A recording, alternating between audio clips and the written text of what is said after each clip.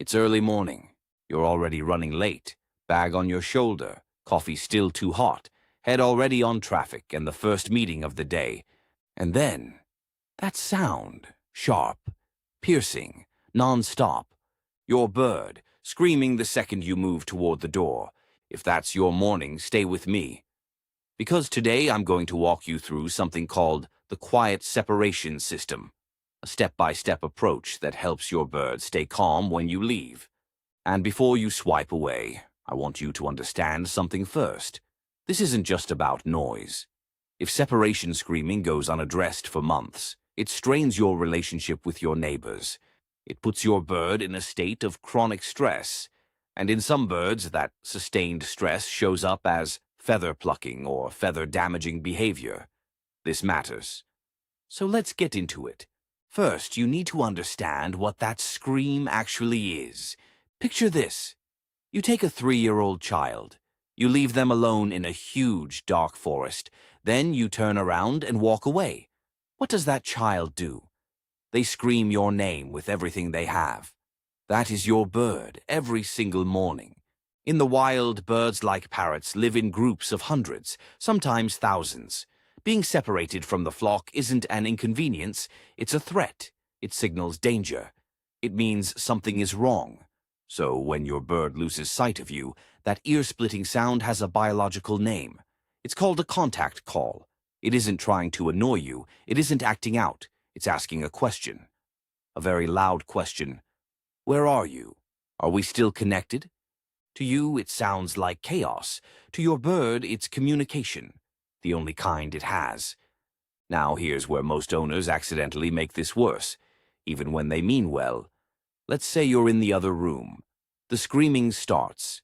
You've had enough. You shout, "Stop it, quiet!" In your mind, that's a correction. In your bird's mind, you just answered. You called back across the forest. You confirmed you're there.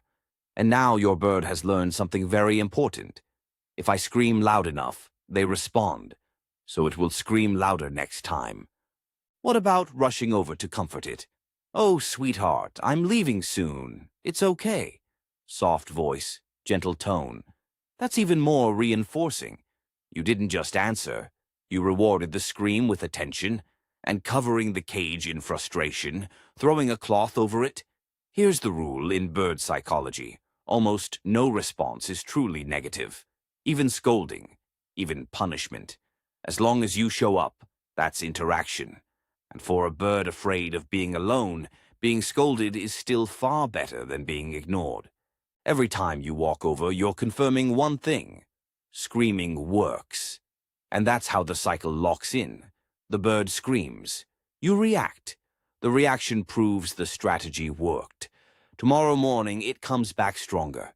So how do we break it? Before we get to solutions, there's something most people don't realize. The anxiety doesn't start when the door closes. For many birds, it starts the moment you open your eyes. Birds are extraordinary pattern recognition animals. They are watching you. They catalog your unconscious routines down to the smallest detail. You hit the alarm. You walk to the bathroom. You put on certain clothes. And then comes the one that triggers everything. You pick up your keys. That metallic jingling sound. By that moment, before you've even touched the door, your bird may already be pacing. Pupils dilated, body tense, its whole nervous system preparing for what its instincts read as abandonment.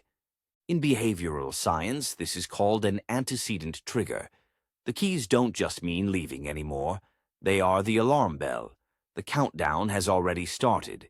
This is important, because it means the solution has to start before the scream, not in response to it. The first tool is called system-level desensitization. Since your bird has built conditioned anxiety around your leaving cues, we have to disrupt that conditioning. Make those cues unpredictable. Here's how. Starting this weekend, spend 5 minutes a day on this exercise. Pick up your keys. Let them jingle. Then don't leave. Sit on the sofa. Watch TV. Eat a snack. Put on your work shoes. Pick up your bag. Then water the plants. Walk around the house. Do completely normal things. The goal is simple. Make the leaving signals boring. Make them random. Strip them of their power. Your bird will be confused at first. That's fine. That's the point. After dozens of repetitions, the connection starts to break down. It learns keys don't always mean abandonment. Shoes don't always mean I disappear. The alarm bell loses its charge. Next, micro-separations. This is where you gradually rebuild your bird's tolerance for being alone, in very small steps. Here's the exercise. Open the door, step outside, close it. Don't wait for the scream. Before it even has a chance, even if it's only been 3 seconds, open the door and walk back in. Don't look at it. Don't talk to it. Just come in. What you're teaching it is this. A closed door is not the end. I come back. This is not a big deal. Over time, you extend those separations. 3 seconds becomes 30. 30 becomes 3 minutes. Then 10. Then 30. You're not trying to trick your bird. You're building evidence, repetition after repetition, that your leaving always ends the same way, with you walking back through that door. Now, let's talk about something that quietly fuels the screaming problem every single morning. The food bowl. Think about this. How long does it actually take your bird to finish breakfast? 3 minutes? 5? In the wild, parrots can spend somewhere between 40 to 75% of their waking hours foraging. That's searching, cracking shells, pulling apart food, problem solving. Hours of it. In your home, breakfast is done in 3 minutes. Then your bird has 8 hours of nothing, belly full, brain overstimulated, nowhere to put any of it. If it doesn't scream, what else is there to do? This is the full bowl fallacy, and the fix is straightforward. Right before you leave, don't put out ready-to-eat food. Hide it. Make your bird work for it. A cardboard box it has to chew open. A small drawer it has to pull. A puzzle it has to figure out.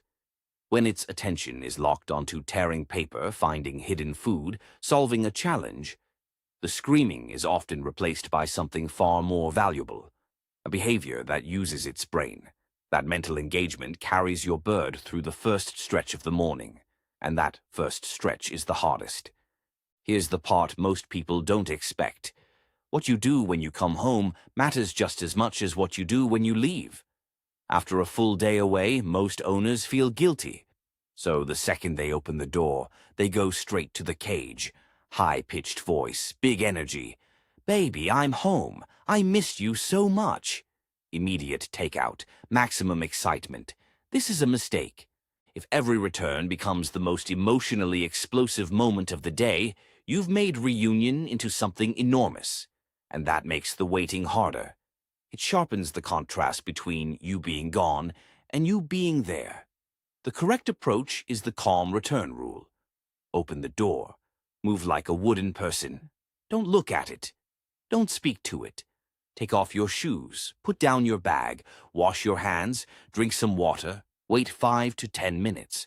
Only when your bird is visibly relaxed, not pressed against the bars, not watching your every move, maybe even preening or eating, do you walk over, calmly, quietly, and let it come out on its terms. What you're teaching it is this. Your leaving is normal. Your return is normal. Neither one is worth a breakdown. So let's bring this together. Healing separation anxiety is not about punishment. It's not about discipline or dominance. It's about rebuilding a routine that feels safe. That means scrambling your leaving cues so they lose their power. Building tolerance through micro-separations, replacing idle time with mental engagement, and keeping both your exits and your returns calm and unremarkable. These aren't quick fixes. They take repetition, but they work with your bird's biology, not against it. One question before you go. Which specific moment triggers the loudest reaction in your bird? Is it when you pick up your keys? When you turn off the lights? When you put on your coat? Leave it in the comments. I'll give you a targeted suggestion based on exactly what your bird is responding to. And if this kind of behavioral science content is useful to you, a like and a subscribe is genuinely the biggest support you can give this channel. What you leave behind every morning shouldn't be chaos. It should be calm. I'll see you in the next one.